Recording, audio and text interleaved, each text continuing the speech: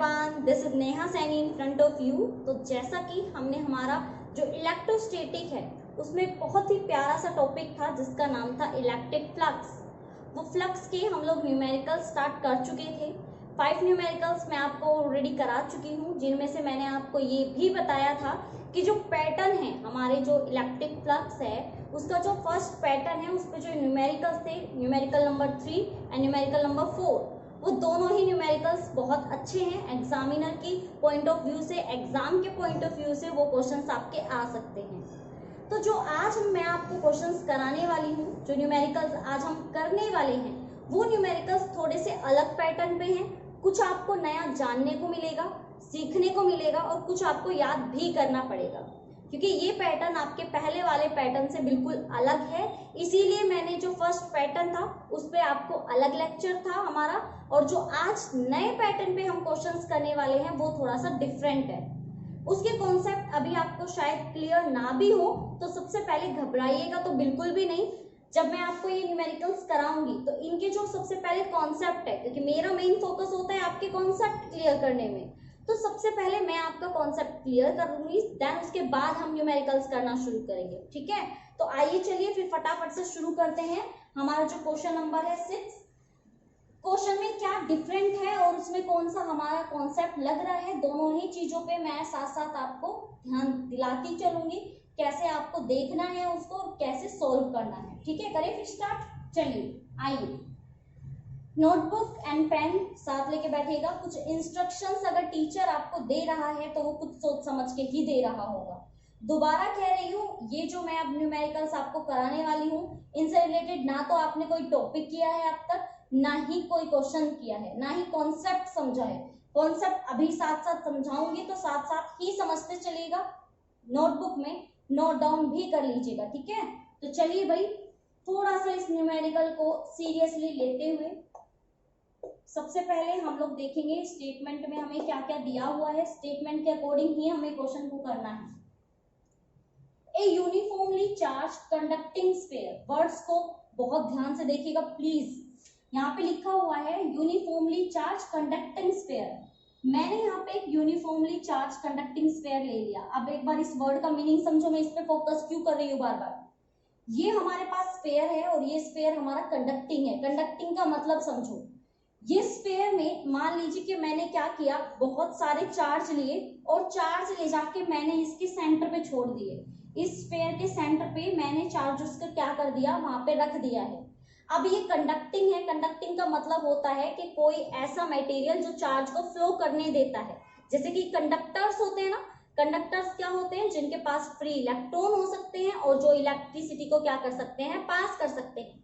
तो अगर ये आपका कंडक्टिंग है तो जब मैं यहाँ पे चार्ज को डालूंगी तो सारे भाग जाएंगे, और कहाँ भागेंगे, सरफेस पे। सारे कहाँ आ जाएंगे, सरफेस के ऊपर आ जाएंगे, और हमारा जो स्फीयर है वो क्या है, कंडक्टिंग है। आगे बोला है ऑफ डायामीटर, यानी कि सबसे पहले आपको गिवन है वो है आपको डायामीटर, और डायामीटर की वैल्यू आपको दी गई है 2.4 मीटर। 2.4 मीटर। ठीक है, सेंटीमीटर होती तो सबसे पहले उसको मीटर में चेंज करना होता, क्योंकि ये चीज तो मैं आपसे हमेशा बोलती हूँ। न्यूमेरिकल में 1 बाय 1 फोकस करते हुए चलो उनकी यूनिट्स पे। तो हमें सबसे पहले डायमीटर गिवन था, मैंने लिख दिया has a surface charge density. ये चीज आपके लिए बिल्कुल एंड बिल्कुल नहीं है। सरफेस चार्ज डेंसिटी, और ये इसका ऐसे सिंबल होता है सिग्मा। क्या होता है, सिग्मा। और इसकी वैल्यू कितने गिवन है आपको, 80.0 microcoulomb per metre square. Easy, problem anybody, पक्का। अब देखो, आपसे कहा गया है फर्स्ट क्वेश्चंस को डिवाइड किया गया है भाई 2 पार्ट्स में। फर्स्ट पार्ट में पूछा फाइंड चार्ज ऑन स्फीयर। सबसे पहले चार्ज बताओ स्फीयर पे, देन उसके बाद आपसे पूछा गया है what is the electric flux. 5 पूछा गया है leaving the surface of sphere, यानी कि कितनी इलेक्ट्रिक फ्लक्स है, जो लाइंस है वो आपकी स्फीयर को लीव करती हैं, एंटर करके लीव कर जाती हैं, वो लाइंस बताओ। क्वेश्चंस रियल में बहुत अच्छे हैं आज के। सिग्मा के बारे में थोड़ा सा आप जान लीजिए, ये सरफेस चार्ज डेंसिटी क्या होती है, थोड़ा सा फोकस करेंगे हम लोग इस चीज पे। बेटा देखो, इसको हम डिनोट करते हैं सिग्मा से, सरफेस चार्ज डेंसिटी को। इसका मतलब होता है कि आपके टोटल सरफेस पे कितना चार्ज है, यानी कि इस सरफेस का, ये सरफेस का जो आपको एरिया गिवन है इस पे कितना चार्ज है, तो इसकी जो वैल्यू होती है वो होती है आपकी Q बाय ए। ए क्या है आपका एरिया, इसीलिए इसको क्या नाम दिया गया है, सरफेस चार्ज डेंसिटी। एरिया मतलब सरफेस, सरफेस चार्ज डेंसिटी, किसी एरिया पे कितना उसका चार्ज है वही उसका क्या होता है सिग्मा।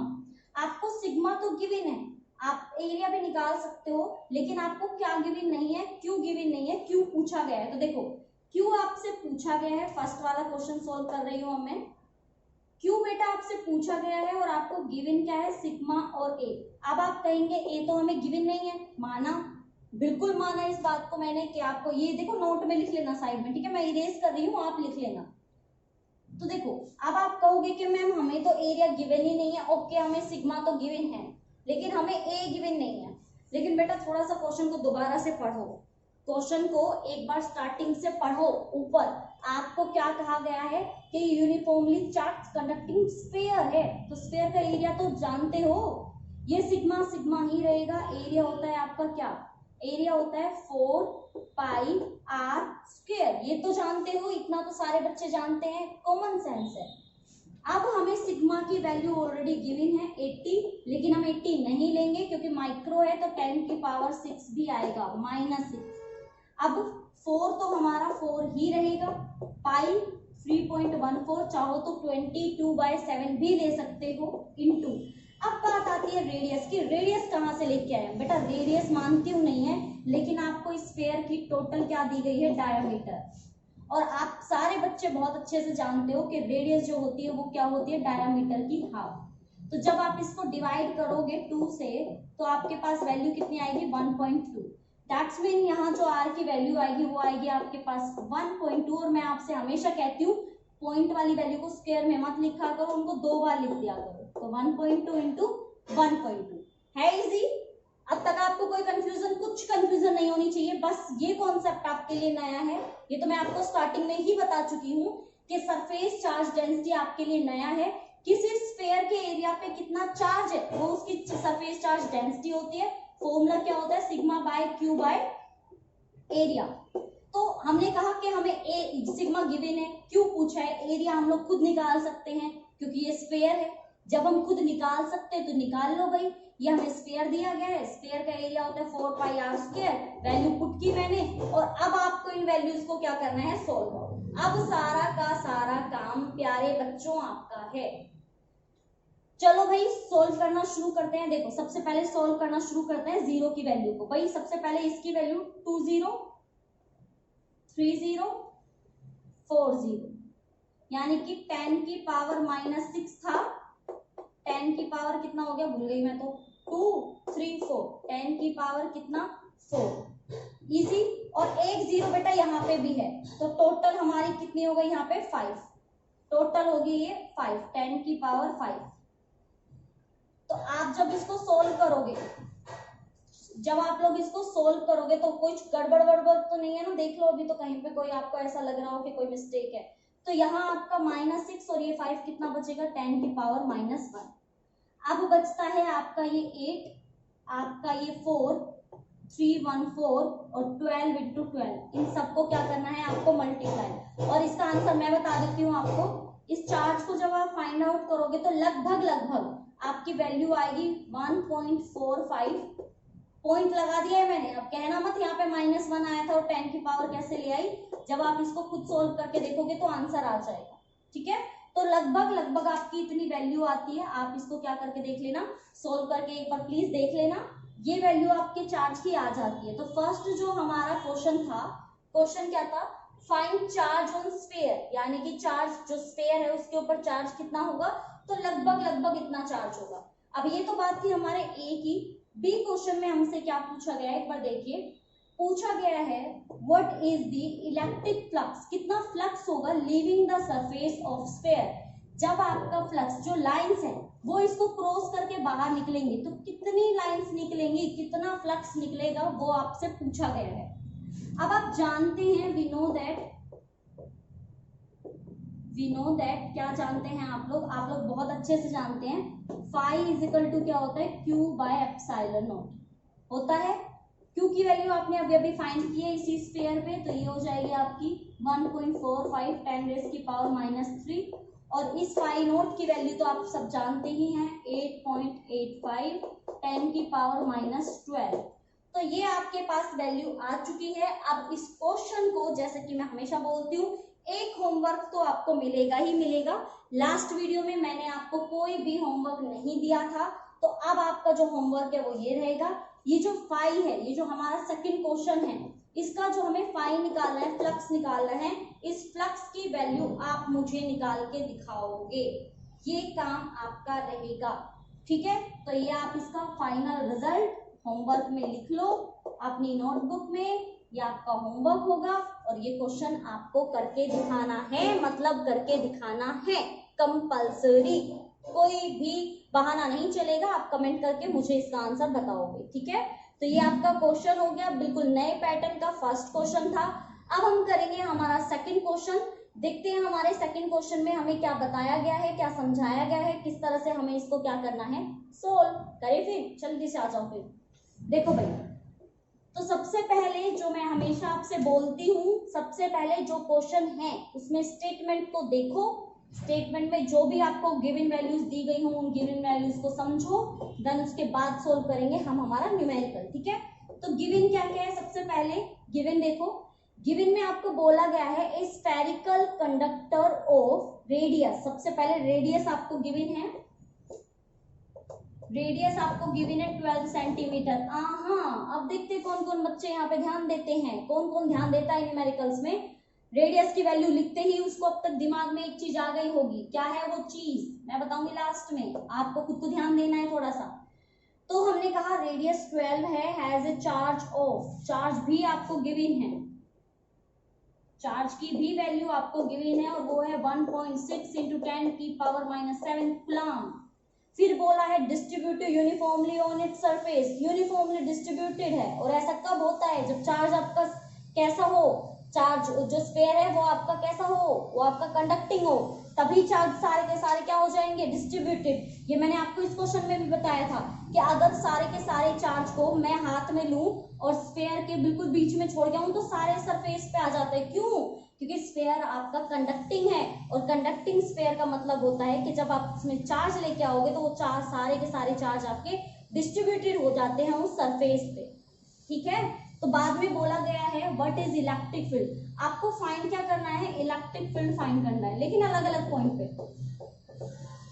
इलेक्ट्रिक फील्ड फाइंड करना है, लेकिन अलग अलग पॉइंट पे। इस क्वेश्चन को थोड़ा सा मैं फोकसली यहाँ पे बताना चाहूंगी, क्वेश्चन आने लायक है भाई, क्वेश्चन आने लायक है। क्वेश्चन नंबर 3, क्वेश्चन नंबर 4 और क्वेश्चन नंबर 7, दोबारा से आपको बता रही हूँ ये क्वेश्चन आपके आने लायक हैं, तो प्लीज इन पे थोड़ा सा फोकस ज्यादा दीजिए। जितना फोकस मैं दे रही हूँ ना, इससे ज्यादा फोकस आपको देना चाहिए इस पे। तो देखो सबसे पहले ए पॉइंट पे आते हैं, ए पॉइंट पे आते हैं सबसे पहले, ठीक है। तो सबसे पहले ए पॉइंट पे आपको क्या बोला गया है, आपको बोला गया है यहाँ पे देखो सब कुछ आपको गिवन है। सबसे पहले आपको कहा है कि इलेक्ट्रिक फील्ड निकालो इनसाइड द स्फीयर। अब जिन बच्चों को स्फीयर वाला कॉन्सेप्ट अच्छे से आता है वो बच्चे इसको बहुत अच्छे से समझ पाएंगे। कैसे, देखो ए हमें क्या करना है, inside the sphere, electric field inside the sphere, ऐसे आप लिखोगे, क्वेश्चन आ सकता है, पहले ही कह रही हूँ इनसाइड द स्फीयर। फोकस करिएगा थोड़ा सा, प्लीज थोड़ा सा फोकस करिएगा, इनसाइड द स्फीयर। देखो हमने कोई भी एक स्फीयर लिया और अगर आपका ये बोला जा रहा है कि जो चार्ज है आपके वो डिस्ट्रीब्यूटेड हो गए हैं सरफेस पे, दैट्स मीन ये सरफेस आपका क्या है, कंडक्टिंग, ये कंडक्टिंग स्फीयर है, इसका मतलब सारे के सारे चार्ज तो आपके यहीं पे ही आ गए। क्या अंदर कोई चार्ज बचा? भाई मुझे एक बात बताओ, सोचो एक बार ध्यान से देखो, आपके बहुत सारे प्लस चार्ज मैंने यहाँ रखे थे, इस बात को ऐसे समझो, मैंने ना बीच में रखे, मैंने इस चार्ज को ऐसे उठाया और ले जाके बीच में रख दिया। तो आप मुझे एक बात बताओ, हम जानते हैं according to properties of charges, like charges repel each other, same charges एक दूसरे को रिपेल करते हैं। तो ये सारे के सारे चार्ज जो कि पॉजिटिव हैं एक दूसरे पे फोर्स लगाएंगे, रिपेल करेंगे, तो सारे के सारे रिपेल करके कहाँ आ जाएंगे, सरफेस पे आ जाएंगे ऐसे। और ये सरफेस पे ना ऐसे यूनिफॉर्मली डिस्ट्रीब्यूटेड का मतलब क्या होता है वो समझो। यूनिफॉर्मली का मतलब है जितना फोर्स ये पॉजिटिव इस पॉजिटिव के ऊपर लगा के इसको दूर करेगा, उतना ही ये इसके ऊपर लगा के इसको दूर करेगा। दोनों में सेम डिस्टेंस होगी। मेरे दोनों हाथ है, मेरे हाथ इतने खुलते हैं, तो नेक्स्ट जो मेरे से नेक्स्ट जो पर्सन होगा, जैसे कोरोना चल रहा है ना, 2 गज की दूरी है जरूरी, तो मान लीजिए मेरा ये हैंड है, तो मेरे से जो नेक्स्ट पर्सन होगा, स्कूल में असेंबली में खड़े हुए हो ना, टीचर्स क्या करते हैं, 1 हैंड डिस्टेंस बना के खड़े हो, तो आप ऐसे 1 हैंड डिस्टेंस बनाते हो, नेक्स्ट पर्सन आपका आपके हैंड से नेक्स्ट खड़ा होता है, ऐसा ही होता है ना, पक्का ऐसा ही होता है। तो सेम ऐसा ही ये चार्जेस भी एक दूसरे को डिस्ट्रीब्यूट करके होते हैं खड़े, तो यूनिफॉर्मली डिस्ट्रीब्यूटेड कर लेते हैं एक दूसरे को यहाँ पे। तो यूनिफॉर्मली डिस्ट्रीब्यूटेड करने का मतलब पहली बात तो सारे चार्ज ऊपर चले गए, तो अंदर तो कोई चार्ज है ही नहीं। ये बात समझ में आई? तो मैं इस बात पे इतना फोकस क्यों कर रही हूँ? देखो, इलेक्ट्रिक फील्ड निकाला inside the sphere, inside the sphere मतलब अंदर, तो इलेक्ट्रिक फील्ड क्या होता है? देखो, इलेक्ट्रिक फील्ड होता है Q अपॉन में 4 pi epsilon naught r square. अब मुझे एक बात बताओ प्यारे बच्चों, जब इनसाइड द स्फीयर कोई चार्ज है ही नहीं, तो इलेक्ट्रिक फील्ड क्या होगा? Charge is equal to 0, that's mean E is equal to 0। यही तो समझाने की कोशिश कर रही हूँ कब से, कि अंदर तो कोई चार्ज है ही नहीं, और इलेक्ट्रिक फील्ड की वैल्यू क्या होती है? Q upon 4 pi epsilon naught r square. तो अगर Q अंदर 0 है इनसाइड द स्फीयर, क्या हुआ आपका? अगर 0 है, क्योंकि सारे तो ऊपर चले गए सरफेस पे, और सरफेस पे जाके भी आराम से नहीं बैठे, यूनिफॉर्मली डिस्ट्रीब्यूटेड हुए हैं, सेम डिस्टेंस सेम दूरी पे जाके खड़े हुए, तो that's mean inside the sphere charge 0 होता है। इसका मतलब इलेक्ट्रिक फील्ड भी क्या होता है? 0, क्योंकि इलेक्ट्रिक फील्ड एक चार्ज का फील्ड होता है, तो चार्ज तो सारे ऊपर चले गए, अंदर कोई चार्ज नहीं है, तो अंदर इलेक्ट्रिक फील्ड नहीं है। फर्स्ट समझ में आया सारे बच्चों के? फर्स्ट पॉइंट क्लियर हुआ क्या? इतनी देर से मैं समझाने की कोशिश कर रही हूँ, क्यों मैंने बार बार फोकस किया कि ये एक कंडक्टिंग स्फीयर है, ये एक कंडक्टिंग स्फीयर है। समझ में आई ये बात? अब नॉलेज आई? क्यों बार बार मैं चिल्ला रही थी? मैं कह रही थी बेटा यहाँ पे Q 0 है, इसका मतलब आपका इलेक्ट्रिक फील्ड भी 0 है। तो ये तो हो गया यहाँ पे हमारा जो फर्स्ट पॉइंट था वो। अब हम करेंगे हमारा सेकंड, जो कि है जस्ट आउटसाइड द स्फीयर, थोड़ा सा बाहर। तो बेटा आउटसाइड द स्फीयर और देख लो, आउटसाइड द स्फीयर। अब ये जो आउटसाइड है, इस बात को थोड़ा सा समझो। अब यहाँ चार्ज है, तो सीधी सी बात है, इसकी इलेक्ट्रिक फील्ड तो निकलेगी, सबकी निकलेगी, और हमें निकालनी ही इलेक्ट्रिक फील्ड है। तो अगर इलेक्ट्रिक फील्ड निकलेगी तो कुछ वैल्यू भी आएगी, और वैल्यू क्या होगी? E is equal to Q by 4 pi epsilon naught, और क्या है आपका R स्क्वायर। तो बेटा Q आपको ऑलरेडी गिवन है, Q की वैल्यू है 1.6 10 की पावर -7, 1/4 पाई एप्सिलॉन नॉट पता है आपको, 9 इंटू 10 की पावर 9 इसकी वैल्यू होती है, क्योंकि ये वैल्यू आपकी K की है, और R आपको ऑलरेडी गिवन है कितना? 12 सेंटीमीटर। मैंने कहा था focus on this value, 12 centimetre, centimetre गलत है, कितना आएगा? 0.12, तो इंटू 0.12। अब फटाफट से इस वैल्यू को मुझे करके दिखाओ, जल्दी से फटाफट करो, कितनी आएगी भैया? जल्दी जल्दी सोल्व करो और मुझे बताओ कितनी आएगी।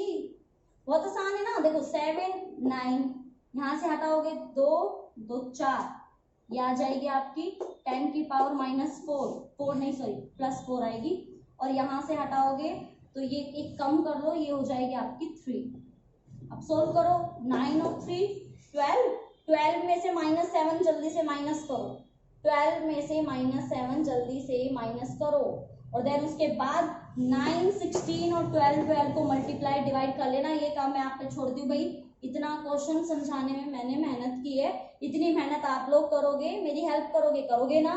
मैं नेक्स्ट करा दूं फटाफट से, ये क्वेश्चन आपको सोल्व करके लाना है, आपका होमवर्क, ठीक है। अब आते हैं हमारे थर्ड पॉइंट पे, फटाफट से अपने थर्ड पॉइंट को समझाना शुरू करती हूँ। थर्ड पॉइंट है 8.18 सेंटीमीटर, यानी कि अब आपको R जो दिया गया है वो कितना दिया गया है? 18 सेंटीमीटर का, अगेन 18 सेंटीमीटर, इसको आप लिखोगे 0.18 मीटर, ठीक है। छोटी छोटी बातों को ध्यान रखना है, इसका मतलब कुछ नहीं करना, बस R की जगह क्या आ जाएगा? 18 आ जाएगा। E is equal to Q by 4 pi epsilon naught R square, 1/4 pi epsilon naught की वैल्यू 9 इंटू 10 की पावर 9, Q आपको पता ही है सेव है 1.6 10 की पावर -7, और r आपका आ गया 0.18 इंटू 0.18। ये भी आपका होमवर्क। अच्छे बच्चे मेरी हेल्प करेंगे, इनको एक बार सोल्व करके देखोगे और मुझे आंसर कमेंट करके बताओगे कि आंसर आपका कितना आया है। तो आज आपको 3 होमवर्क मिले हैं। 3 होमवर्क सिर्फ सिंपल, ताकि आप लोग कुछ ना करो तो ये कम से कम वैल्यू तो निकाल के दिखा दो, लास्ट में सॉल्यूशन तो निकाल के दिखा दो। फटाफट से मुझे कमेंट करके बताओ कौन कौन आया। जो भी बच्चा कमेंट करके बताएगा उसका नाम हम नेक्स्ट वीडियो में बताएंगे कि किस बच्चे ने सबसे पहले होमवर्क का जो आंसर था वो बताया और वो आंसर उनका बिल्कुल एकदम करेक्ट है।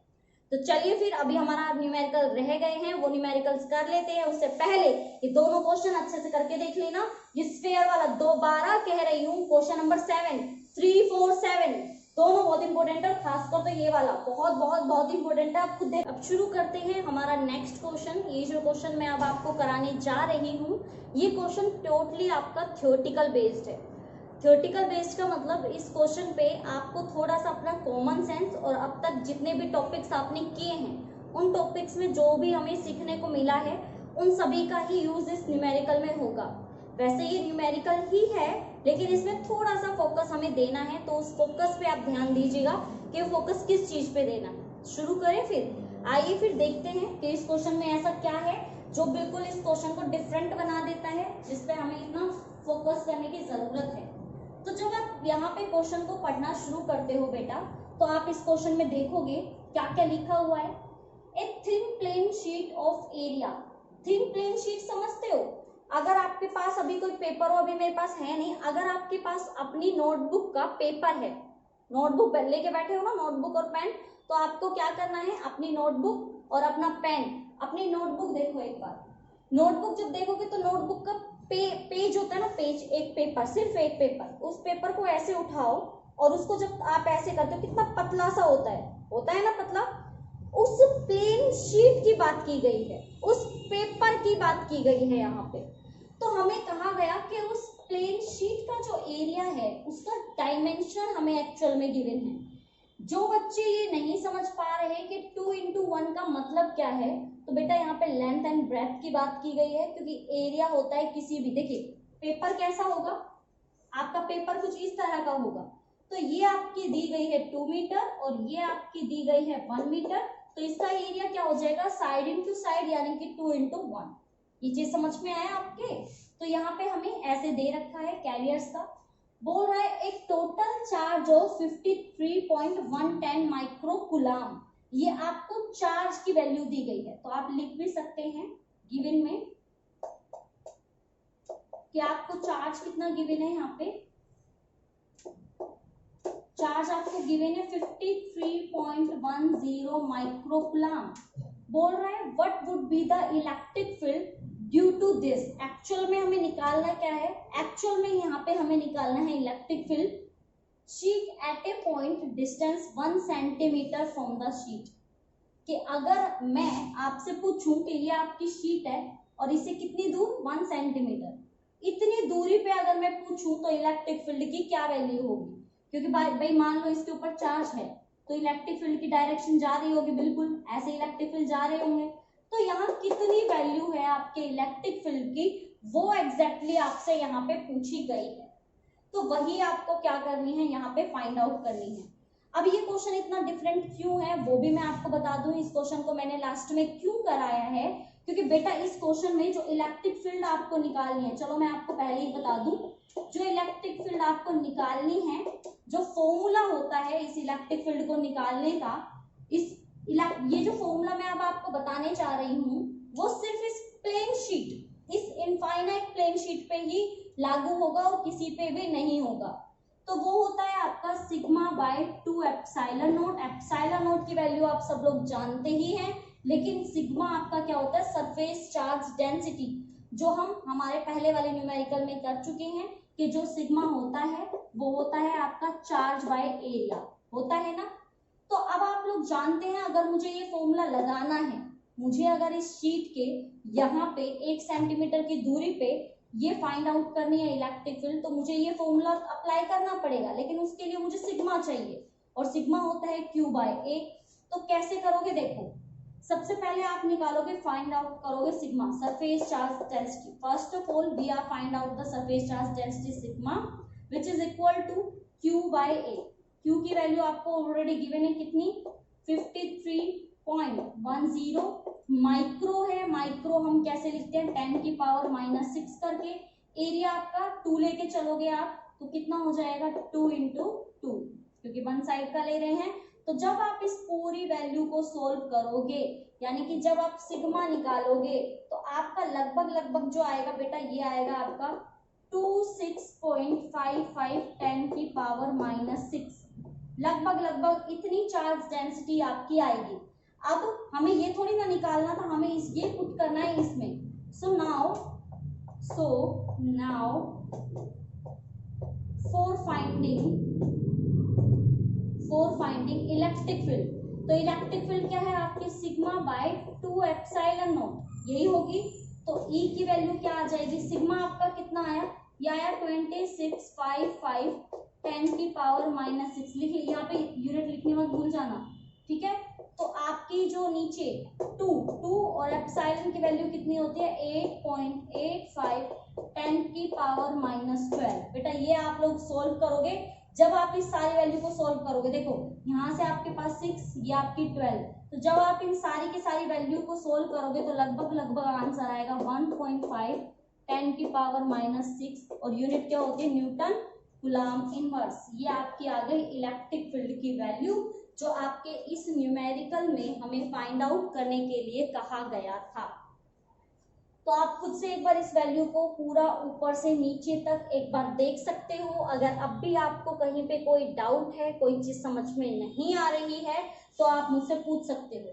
जो आपके लिए नया है, जो नहीं समझ में आया होगा, मैं जानती हूँ, वो आपके लिए ये है बेटा। इसीलिए मैंने कहा ये आपके, वैसे तो ये 12th क्लास के सिलेबस में है, आपके सिलेबस में इसकी वैल्यू नहीं दी गई है, डायरेक्ट फॉर्मूला ही दे रखा है। कहने का मतलब डायरेक्ट न्यूमेरिकल दे रखा है, आपको सिर्फ ये वैल्यू पता होनी चाहिए और देन उसके बाद आप इसको सोल्व करें। इससे ज्यादा हमें कुछ नहीं करना है, ठीक है। ये वैल्यू, ये क्वेश्चन आपके समझ में आ गया, इसको आप लोग नोट डाउन कर लो। याद रखना कि जो आपकी शीट होती है, एक शीट की बात कर रही हूँ, अगर दो के बीच की पूछे, दूर की पूछे, तो सिग्मा बाय एप्सिलॉन नॉट होता है, ये 2 हट जाएगा, कहेंगे ये 2 हट जाएगा, सिग्मा बाय एप्सिलॉन, अगर 2 पेपर की पूछे तो। लेकिन एक सिंगल की पूछा गया है तो वो आता है सिग्मा बाय 2 एप्सिलॉन नॉट। याद रखोगे, पक्का, श्योर? तो फटाफट से इसको कर लो अच्छे से। कहीं पे भी कोई भी अगर प्रॉब्लम आए तो आप मुझे बता सकते हो। अब हमारा एक लास्ट न्यूमेरिकल रह गया है, उस न्यूमेरिकल को फटाफट से कर लेते हैं, देन उसके बाद हमारी जो न्यूमेरिकल वाला है, मतलब जो हमने वीडियो स्टार्ट की थी न्यूमेरिकल्स करने की, वो हमारी कंप्लीट हो जाएगी। तो जल्दी से इसको नोट डाउन करो, स्टार्ट करते हैं हमारा नेक्स्ट न्यूमेरिकल। तो चलिए भाई स्टार्ट करते हैं हमारे आज का बिल्कुल लास्ट न्यूमेरिकल, जो हमारा जो गोज लॉ था उससे रिलेट करता है। क्वेश्चन बहुत इजी है, बस थोड़ा सा कॉमन सेंस लगाना है हमें, और हमारा जो क्वेश्चन है वो हमारा सॉल्व हो जाएगा। तो सबसे पहले, जैसा मैं हमेशा बोलती हूँ, हमारा जो गिवन है, गिवन जो स्टेटमेंट में है, वो सारी चीजें हम लोग नोट डाउन करेंगे। देन उसके बाद 1 बाय 1 जो भी हमें क्वेश्चन में बोला गया होगा कि आप फाइंड करें, वो हम फाइंड करके दिखाएंगे, ठीक है। शुरू करें, तो देखिए फिर शुरू करते हैं। सबसे पहले आपको स्टेटमेंट में क्या कहा गया है, इन point charge causes an electric flux of, electric flux दिया है सबसे पहले। तो बेटा सबसे पहले आप इलेक्ट्रिक फ्लक्स जो आपका गिवन है, फाई की वैल्यू कितनी है, -1.0 10⁻³ newton metre square per coulomb. ये आपको दी गई है सबसे पहले इलेक्ट्रिक फ्लक्स की वैल्यू। देन उसके बाद बोला है to pass through a spherical Gaussian surface. सुनिएगा ध्यान से, स्फेरिकल सरफेस है, कोई हमारे पास कोई भी पॉइंट चार्ज है, उससे इलेक्ट्रिक फील्ड लाइन जा रही है और वो इसको क्या कर रही है, क्रॉस पास कर रही है। चार्ज रखा है इस गॉसियन सरफेस से दूर, उस चार्ज से क्या निकल रही है, इलेक्ट्रिक फील्ड लाइंस। वो इलेक्ट्रिक फील्ड लाइंस इस गॉसियन सरफेस से, गॉसियन सरफेस मतलब जिस सरफेस पे हम गोजला अप्लाई करते हैं वो गॉसियन सरफेस होता है, उससे वो लाइन क्या कर रही है, आपकी पास कर रही है। ये चीज समझ में आई। और उसकी आपको रेडियस भी गिवन है, कहा है spherical Gaussian surface of radius radius आपको कितनी गिवन है, 10.0 सेंटीमीटर। अब दोबारा से आपके दिमाग में जो सबसे पहली दिमाग ने घंटे बजाई होगी, मतलब जिस बात ने घंटी बजाई माइंड में, वो क्या है, यहाँ पे न्यूटन मीटर स्क्वायर पर कूलम है, यहाँ पे सेंटीमीटर है, गड़बड़ है। तो सबसे पहली बात तो आप इसको लिखोगे 0.1 मीटर रेडियस। सबसे पहले आप यूनिट को एसआई में चेंज करोगे, ये हुआ। आपसे बोला गया सेंटर्ड ऑन द चार्ट, सबसे पहले ए पॉइंट बोल रहा है if radius of Gaussian surface व डबल, अगर गॉसियन सरफेस की रेडियस को डबल कर दे, सो पूछा how much electric flux would pass through the surface, तो इस सरफेस से क्या कितना इलेक्ट्रिक फ्लक्स पास होगा। तो भाई सबसे पहली बात कि अगर आप रेडियस को डबल कर दो, ट्रिपल कर दो, 4 टाइम्स कर दो, चाहे 100 टाइम्स कर दो, नो इफेक्ट। आप कहोगे क्यों मैम ऐसा क्यों, बेटा देखो फाई इजिकल टू क्या होता है, ये होता है आपका Q बाय एप्सिलॉन नॉट। क्या कहीं पे भी आपका इस क्वेश्चन के हिसाब से आप लिख भी सकते हो, we know that electric flux through a Gaussian surface is phi equal to Q by epsilon naught. तो आप देख रहे हो कि क्या कहीं पे भी हमारी फाई की वैल्यू, इलेक्ट्रिक फ्लक्स की वैल्यू रेडियस पे डिपेंड कर रही है। कहीं पे आपका रेडियस दिया हुआ है क्या, आप देखते हो कहीं पे भी नहीं है। तो सिंपल सी बात है, जब रेडियस है ही नहीं तो आप चाहे डबल करो, ट्रिपल करो, 100 टाइम्स कहो, आप कहोगे electric flux is same at all the point because our electric flux is does not depend on radius of the sphere. Radius पे डिपेंड ही नहीं कर रहा, सिंपल सी बात है, कुछ वैल्यू होगी ही नहीं। समझ में आई, पक्का, श्योर। तो ये आपका क्वेश्चन था। ये फर्स्ट वाले क्वेश्चन का आंसर क्या आया, no effect, electric flux is same all the time. अब आते हैं बी पॉइंट की तरफ। बी पॉइंट हमें क्या कहना चाह रहे हैं, इनका भी देख लेते हैं थोड़ा सा। क्वेश्चन में आपको गिवन है what is the value of point charge, charge पूछा गया है। तो भाई वी नो दैट बहुत अच्छे से जानते हैं, फ्लक्स आपका होता है charge by epsilon naught. Phi आपको ऑलरेडी गिवन है। एप्सिलॉन नॉट आपका क्या होता है, एप्सिलॉन नॉट होता है 8.85 10 की पावर -12। जिनको याद नहीं अब तक याद हो जाना चाहिए। तो अपन लोग क्या कर सकते हैं, क्यू फाइंड कर सकते हैं, बिल्कुल कर सकते हैं। तो भाई फाई की वैल्यू कितनी है, फाई की वैल्यू हमारी -1.0 10 की पावर 3 और एप्सिलॉन की वैल्यू हम यहां से निकाल लेंगे 8.85 10 की पावर -12। अब बस आपको क्या करना है, इसकी वैल्यू फाइंड आउट करनी है और आपका आंसर आपके हाथ में होगा। समझ में आया, तो करें फिर शुरू कर लेते हैं भाई, करना तो है ही। तो चलिए फिर शुरू करते हैं। तो हमें क्या करना है भाई, देखो सबसे पहले क्या क्या हम सोल्व कर सकते हैं, पहले उसकी बात करते हैं। तो भाई सबसे पहले तो मैं 0 को हटा सकती हूँ, है ना। तो ये मेरा 10 गायब, 0 से 10 गायब, ये मेरा सोल्व हो गया यहीं पे। वहां पे मेरा कितना है, ये है हमारा 10 की पावर -12। तो भाई 10 की पावर माइनस का है हमारे पास 12 और हमारे पास यहाँ वैल्यू है 10 की पावर 3। तो आप जब इसको करोगे तो 12 में से 3 गए, 10 की पावर 9 आ जाएगी आपका, और ये तो आपका रहेगा ही इंटू -8, सॉरी कितनी वैल्यू आ जाएगी इसकी वैल्यू आ जाएगी -8.85। ये आपका आंसर आ गया। इसके लिए चार्ज के लिए यूनिट होगी इसकी कूलम। देख लो अब अच्छे से समझ लो मैंने किया क्या है, कुछ भी नहीं किया। अब तक जो फॉर्मूला हम यूज करते आए थे वही फॉर्मूला मैंने यूज किया है। हमारा फाई होता है Q by epsilon not. Q हमें फाइंड करना था, फाई हमें वैल्यू ऑलरेडी गिवन थी। हमने क्या किया, phi into epsilon naught. Phi की वैल्यू जो थी मेरी वो थी मेरी 1.0, तो पॉइंट हटाऊंगी तो 0 तो कैंसिल हो ही जाएगा, तो आएगा 8.85। तो आप इसको क्या कर सकते हो, सोल्व आउट कर सकते हो। आप खुद देख सकते हो, कहीं पे अगर अभी भी आपको कुछ कंफ्यूजन है तो भी आप मुझसे बता सकते हो, उसको भी मैं आपको सोल्व करके दे दूंगी। सिंपल, समझ में आया क्या हुआ भाई, इजी है। माइनस में थी वैल्यू तो माइनस में ही हमारा क्या आ गया, चार्ज आ गया। अब माइनस में चार्ज आया, इससे क्या पता लगा, माइनस में चार्ज आया इससे मुझे ये पता लगा कि जो चार्ज है वो नेगेटिव चार्ज है ना। समझ में आया ये चीज आपको। तो भाई ये हो चुके हैं आपके जितने भी न्यूमेरिकल्स थे वो कंप्लीट। आई होप आपको इलेक्ट्रोस्टैटिक में जो सबसे इंपॉर्टेंट टॉपिक है जिसमें से न्यूमेरिकल्स पक्का पूछे जाते हैं, यानी कि हमारा क्या गोल्स लॉ, समझ में आपको आ गया होगा। इसको अच्छे से करने की कोशिश कीजिएगा। ना समझ में आए किसी क्वेश्चन में नंबर में मतलब किसी भी क्वेश्चन नंबर में आपको प्रॉब्लम हो, मुझे क्वेश्चन नंबर बता दो, मैं आपका सोल्व करा दूंगी।